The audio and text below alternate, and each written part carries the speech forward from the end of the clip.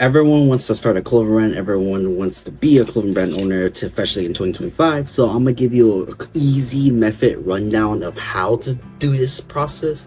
Although this is gonna be a very simplified process, but there's a lot more to it. But first step is actually to have at least 2 to 4 grand in capital and basic money to be able to start the clothing brand. Don't listen to anybody that says you can start a clothing brand with $0.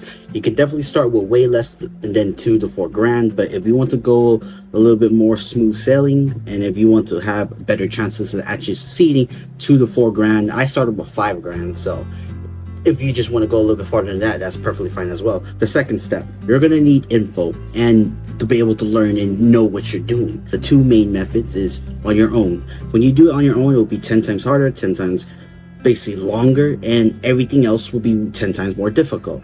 But you can do that method, or the second method, which is to find a mentorship program, just anything to help you get knowledge through the door. And once you get it through the door, that's also a good resource. And after you start to learn more of the core things, you'll learn that those resources become very, very powerful, because you can actually review your designs with many different people.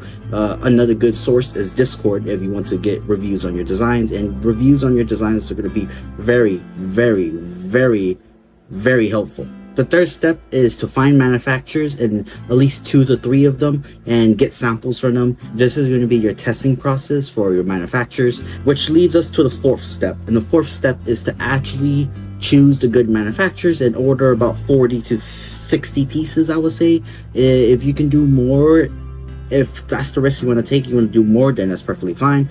But I highly recommend to do at least 40. A lot of people say 50, a lot of people say 60, a lot of people say a little bit more, but I'll say from 40 to 60 pieces of that product. Or usually you want to start with a product, but you could do products as well.